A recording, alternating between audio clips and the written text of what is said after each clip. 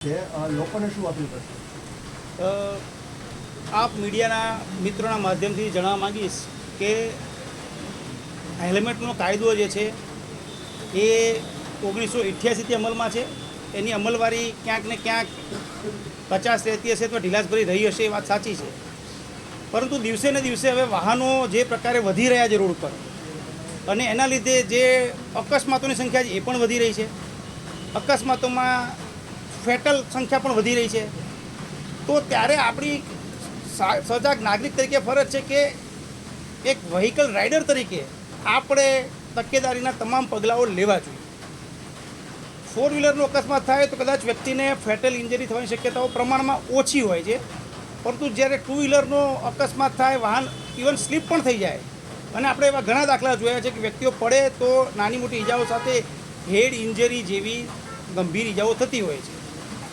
હેડ injury થાય, અંદર haemorrhage થાય, ત્યારે માણસની બચવાની શક્યતાઓ ઘણીવાર નહીવત રહેતી હોય છે ને આપણે એમાં આવા કિસ્સાઓમાં જીવ ગુમાવતા પણ જોયા છે. એટલે વિવિધ સમયે નામદાર કોર્ટમાં આની પિટિશનો થતી આવી છે. જાહેર રીતે અરજીઓ જે લોકો જાગૃત નાગરિકો છે સમયાંતરે આવી અરજીઓ નામદાર કોર્ટમાં કરતા હોય છે કે સાહેબ આ પ્રકારનું પાલન થાય તો આવી ઘટનાઓ ઘટે એમ છે. અને એના લીધે હવે નામદાર કોર્ટ પણ સજાગ થઈ છે, તંત્ર પણ સજાગ થયું છે. એટલે દરેક જગ્યાએ અત્યારે તંત્ર જે છે એ નાગરિકોને સતત સજાગ કરવાનો પ્રયત્ન કરી રહ્યું છે કે જે કાયદામાં લખેલું છે એનું આપણે પાલન કરીએ. અને પાલન કરીએ એટલે ઓવરઓલ જે લોકોનો જે આપણે જાહેર એનો જીવો બચાવની સંખ્યા છે એ વધી શકે, અને સલામત ટ્રાફિક, સલામત સવારી આપણે થાય. આપણે ઘરેથી કામ પર નીકળીએ, બહારથી નીકળીએ અને ઘરે પરત જઈએ, આપણા ફેમિલી માટે આપણે સહી સલામત પરત પહોંચીએ. એના માટે 4 વ્હીલર હોય કે 2 વ્હીલર હોય, જે સલામતીના ધારાધોરણ છે એને આપણે અપનાવીએ. આ જ નિયમની વાત છે. આપણા રાજકોટ શહેરમાં એ અમલવારી આપણે આજથી ચાલુ કરી છે. આપણે જોઈ રહ્યા છીએ રોડ પર કે ઘણા સજાગ નાગરિકોએ હેલ્મેટ પહેરવાનું શરૂ પણ કરી દીધું છે. મને એ પણ વિશ્વાસ છે કે આ એક દિવસનો કાર્યક્રમ નથી. લોકોમાં જેમ જેમ અવેરનેસ આવશે એમ એની સંખ્યા વધશે. આજે 10% હશે, 6 મહિનામાં એ ફોલો કરનારની સંખ્યા 20% પહોંચશે, પછી 30% પહોંચશે. અને એવો પણ સમય આવશે કે લગભગ રાજ્યના, આપણા શહેરના તમામ નાગરિકો આ નિયમ જે છે હેલ્મેટના સુખાકારી નિયમ એનું પાલન કરતો થઈ જશે એવો મને પૂરો વિશ્વાસ છે. પતિ પત્નીને નાછડ હેલ્મેટ પહેરું તો એટલે અમુક સિચ્યુએશન છે પ્રેક્ટિકલ પોલીસ જોશે ને. એ આમ તો કાયદો તો એવું જ કહે છે કે આગળના રાઇડર અને સહ રાઇડર એ બંને માટે હેલ્મેટ ફરજિયાત છે. બેની વચ્ચે નાનું બાળક હશે તો એના માટે જરૂરી નથી, પણ આગળ કોઈ પુરુષ કે સ્ત્રી ચલાવી રહ્યા છે, પાછળ 12 વર્ષ 15 વર્ષ સુધીનું બાળક જે સામાન્ય રીતે સ્કૂલમાં જઈ શકે એવું હોય તો એના માટે પણ હેલ્મેટ ફરજિયાત છે.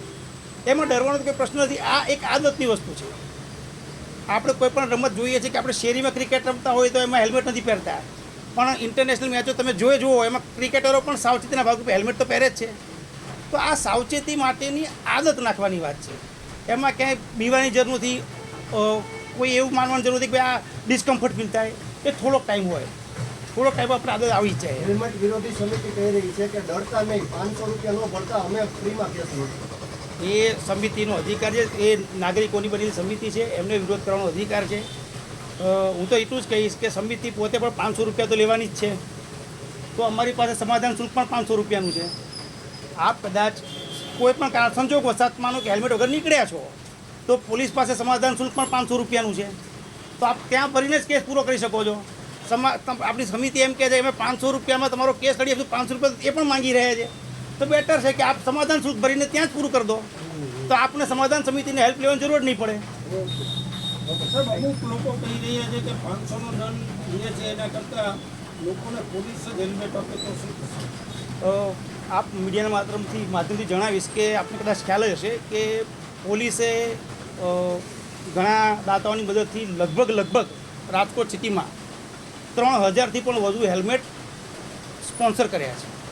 અલગ અલગ જગ્યાની વહેંચણી પણ કરેલ છે, અને અમે હજુ પણ પ્રયત્ન કરી રહ્યા છીએ કે અમને સારા સ્પોન્સર મળશે તો અમે હજી પણ હેલ્મેટ આપવાના છીએ. હેલ્મેટ ખૂબ સારી સંખ્યામાં આપણે વેચ્યા પણ છે અવેરનેસના ભાગરૂપે.